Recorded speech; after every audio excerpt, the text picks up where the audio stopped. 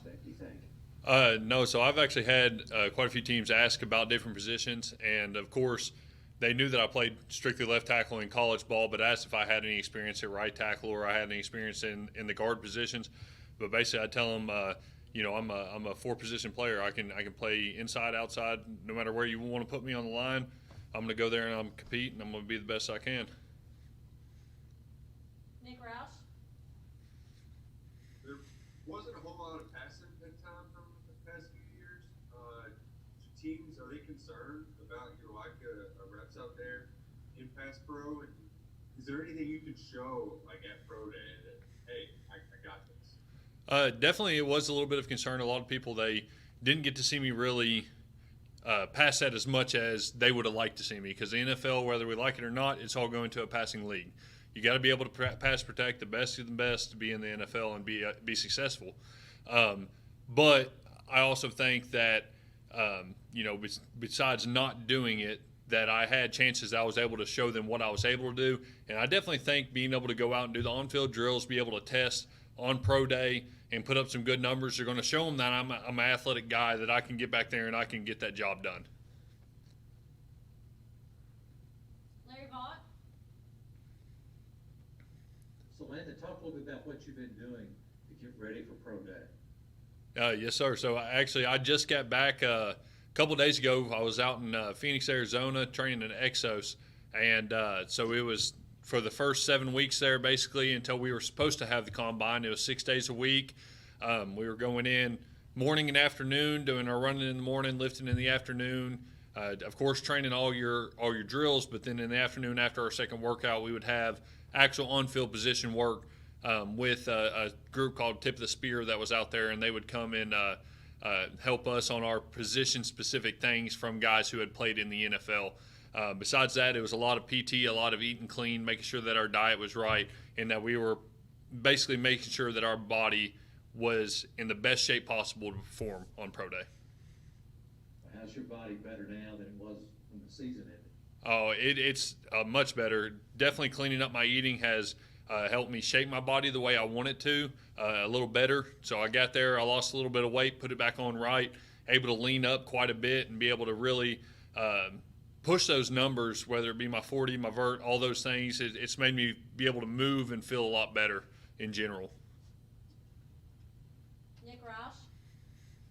Is this played out how you kind of imagined the draft process? Just like, what are your emotions going through trying to prove that, hey, I'm worth a pick, I'm worth the spot on your team? It's definitely a little different than what we expected, especially with them canceling the combine. And, usually they say it's sort of everything's cut up. You got combine, you got visits, you got all this stuff to sort of mix up just the monotony of just training for basically 2.5 months straight just for your pro day. And so definitely not what I've heard from other guys, but it's always this whole year period. And in the college season, it was a weird season. It was a weird year period. So I knew some kind of curveball would be introduced in there some way. But, it's how you react to it, not what happened. I'm definitely excited that I'm still getting to do Zoom interviews. I'm still getting to train with some really, really good, or still getting to train with some really good guys. But I was able to train with a whole other group of guys out at Exos from all different schools and be able to sort of hear about their stories through their college career, how they attacked COVID differently, all kinds of things like that. Adam Leckett. Landon, we spoke to Drake just a little bit ago. He talked about how he's here in Kentucky. He's producing some high IQ quality football players. In your talks with NFL personnel, is that something you're hearing too? And what do you think about the program really helped y'all to become that? Definitely what Coach Stoops and all these coaches have been promoting is that they recruit and they develop players, and I can say that's definitely the truth. You even look at me and Drake, where they recruited us 5 years ago, and they still got guys that are here from the same recruiting class that are coming back for this next year. And year after year now, we are consistently putting in a large number of guys that are going to be NFL talent and drafted by teams.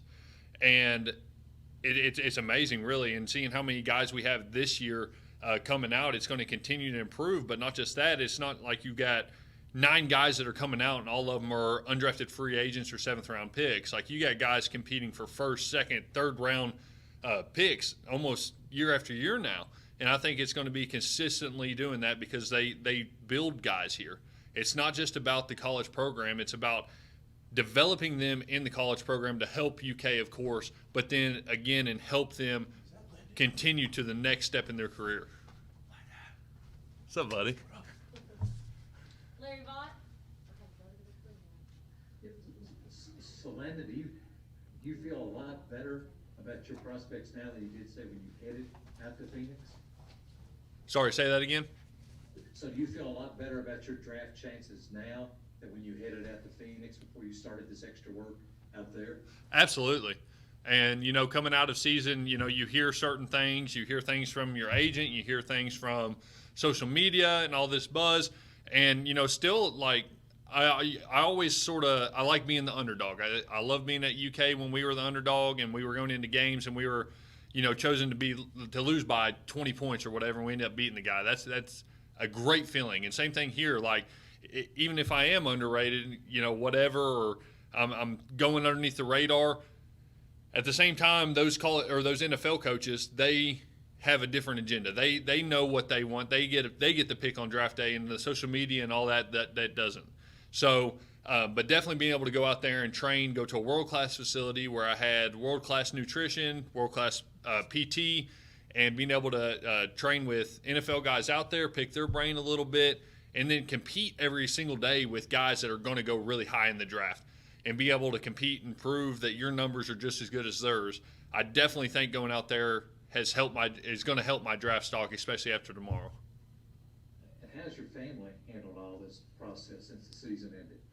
They love it. They're, you know, they've always been big supporters of me, and I can't thank them enough for what they've done for me. And I'm actually living back with my parents right now in this sort of transition phase, and they're loving it because every single night they come home and they're like, so what did you do today? What calls did you get today? Did you, you know, this and that? And they're absolutely loving it. They're loving being able to have a chance to go through this. Not many families get a chance to go through this. And, you know, we thank God every single day for the opportunity to even do this and for and the opportunity, especially in a COVID year, that my parents are going to be able to be a part of this and be able to come to Pro Day and everything like this. So, like I said, they're loving it. It's definitely a first experience for not just me, but them too.